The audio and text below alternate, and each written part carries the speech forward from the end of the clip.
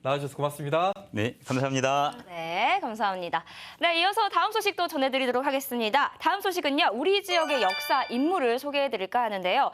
영광 출신 의병장 강항을 혹시 아시나요? 정유재란 때 포로가 되어 일본에 끌려갔으면서도 그 땅에 교훈을 새겨놓았던 인물입니다.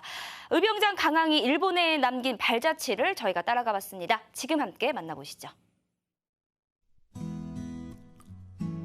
전남 영광에 자리한 내산서원. 이곳은 조선 중기 학자이자 의병장이었던 강항 선생을 배향한 서원입니다. 자, 차렷 경배. 강항 선생을 기리는 후손과 학자들이 오늘 특별한 여정을 앞두고 강항 선생께 출발을 고합니다. TV 드라마로 소개된 간양록을 기억하시나요? 정유재란 당시 일본의 포로로 끌려가 직접 보고 들은 일본의 정보를 기록하고 전란에 대비해야 함을 언급한 충절의 기록서. 간양록의 저자가 바로 수은 강항.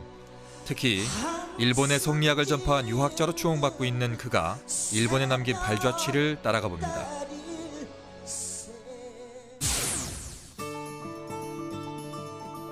일본의 2대 도시 오사카. 오사카는 항만을 통해 교역과 문호를 개방하며 근대화를 이루고 상업도시로 발전했습니다. 관광지로도 널리 알려진 오랜 역사를 지닌 도시이다 보니 400여 년 전의 역사도 남아 있습니다. 오늘 강항로드 탐험대에겐 평범한 관광지가 될 수 없는 오사카성. 조선시대 우리를 2번씩이나 침략했던 도요토미 히데요시가 일본을 통일하고 위세를 부리며 지은 성입니다. 일본이 이 정도의 성을 쌓을 국력이었다면 얼마든지 그 조선을 침략할 수도 있는 그런 그 힘을 가졌다고도 생각했을 것인데 그 당시에 왔던 그 허성이라든가 김성일이라든가 그런 사람들은 이런 것을 조선에 제대로 전하지 못했다는 거죠. 아마 수은 선생님은 이걸 보시고 후에 간양록에 나오지만 우리가 대비하지 않으면 또다시 그런 일을 겪지 않을까라고 했는데 결국은 우리가 일제 36년 강점기를 다시 겪잖아요. 우리에겐 침략의 원흉이지만 일본인들은 신사를 만들고 동상을 세워 도요토미를 영웅으로 기리고 있습니다.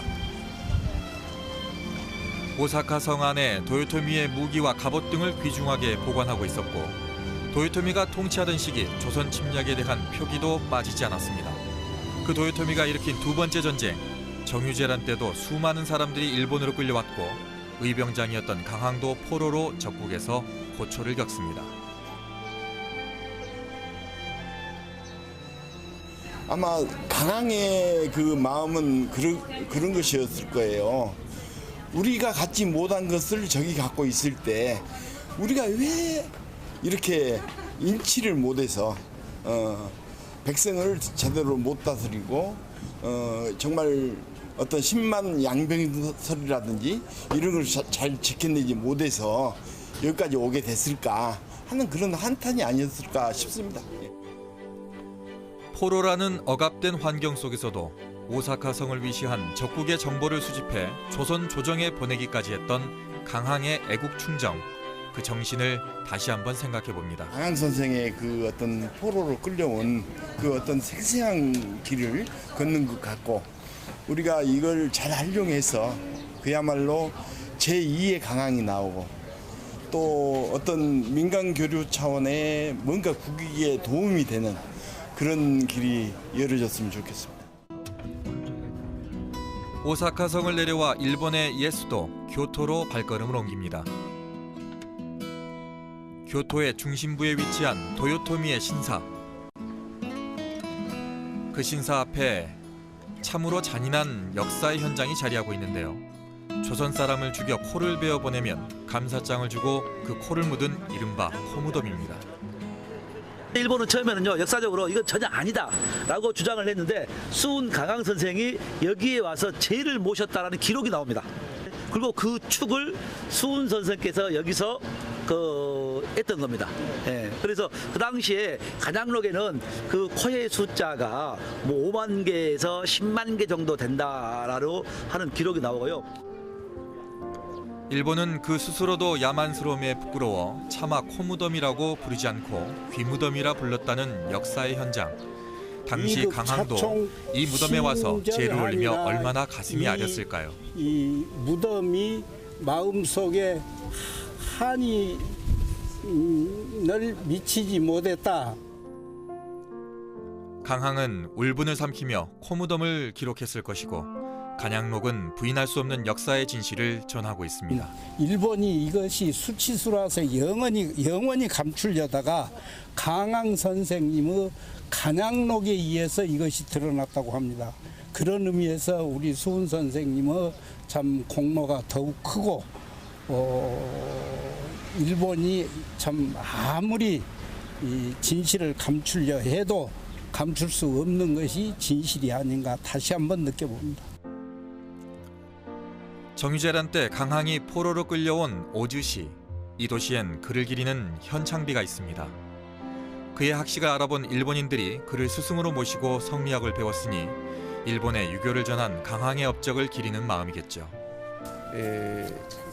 韓藩先生はですね、日本に対する恨み憎しみがあったはずですね。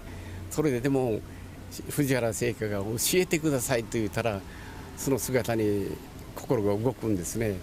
その心理というものをね、どんなもんだったか、現在の日本と韓国の状態と合わせてね、韓藩先生がその模範を示しているんじゃないかなと、そんな感じをします。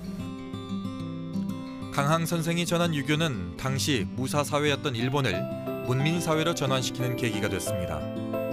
그 당시 남긴 그의 필체를 오즈시에서 만날 수 있었습니다.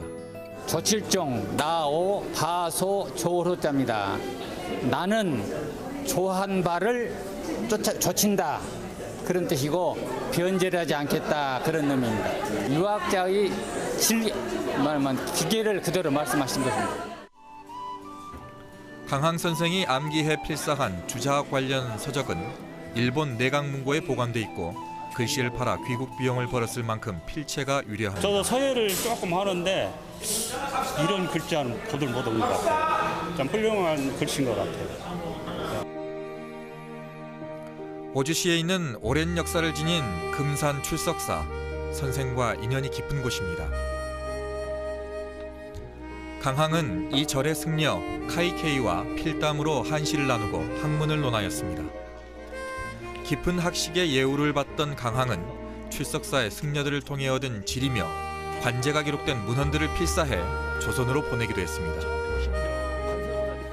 여기에 있었던 가이케이 호닝이라고 하는 그 승려 때문에 오늘날의 수훈 선생이 계셨고 또 우리가 여기까지 오는 계기가 됐습니다. 포로의 신분으로 고초를 겪는 와중에도 조국을 향한 충정을 불사르던 강항 선생. 당시 승려들의 뒤를 이어 출석사의 승려들을 통해 강항 선생의 이야기가 대대로 전해져 오고 있다는데 오늘은 강항의 고향에서 온 탐방객들을 위해 출석사가 강항 선생의 제를 올리며 오랜 인연에 대한 성의도 보여줬습니다. 서슬퍼런 적국의 칼 앞에서도 애국 충정의 대의를 꺾지 않고 선비정신을 실천한 유학자 강항. 선생의 기계에 감복한 일본인들의 도움으로 조선으로 돌아올 수 있었고 그는 일본에서 보고 들은 것을 정리한 간양록을 남겼습니다. 이제 강항 선생은 이제 일본에다가 이제 유교를 전파한 것 이외에도 이 조선에 대해서 크게 한 일이 있는데 그게 뭐냐면은 이제 이 일본에 와서 조선 선비의 기계를 꺾지 않고 2년 8개월 동안 그야말로 꿋꿋하게 사대부 정신을 지켰다는 것입니다. 간양록을 이 공직자라면은 꼭 한 번은 필독서로서 읽어봐야 될 그런 그 책이라고 생각합니다. 포로로 있으면서 성리학을 전수하며 일본의 근대화의 뿌리를 만들어줬지만 침략이 반복되지를 않길 가슴절절히 바라며 간양록을 써내려갔을 강항. 그럼에도 다시 한번 일제강점기를 겪은 우리에게 간양록은 오늘 역사를 잊은 민족에게 미래가 없음을 묻습니다. 학자로서, 애국자로서 걸었던 그 길을 따라 400여 년 전 역사를 확인하고 돌아온 특별한 여행이었습니다.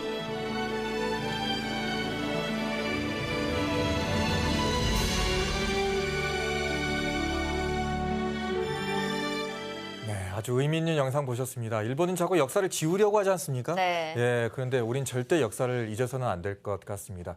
역사를 잊어버리면 무력으로든 또 요즘에 그런 경제적인 어떤 이런 불편한 관계든 네. 또다시 이렇게 만들어질 수 있지 않습니까? 절대 잊어버리면 안 될 것 같습니다. 저는 이번 계기를 통해서 처음 알게 됐는데 네.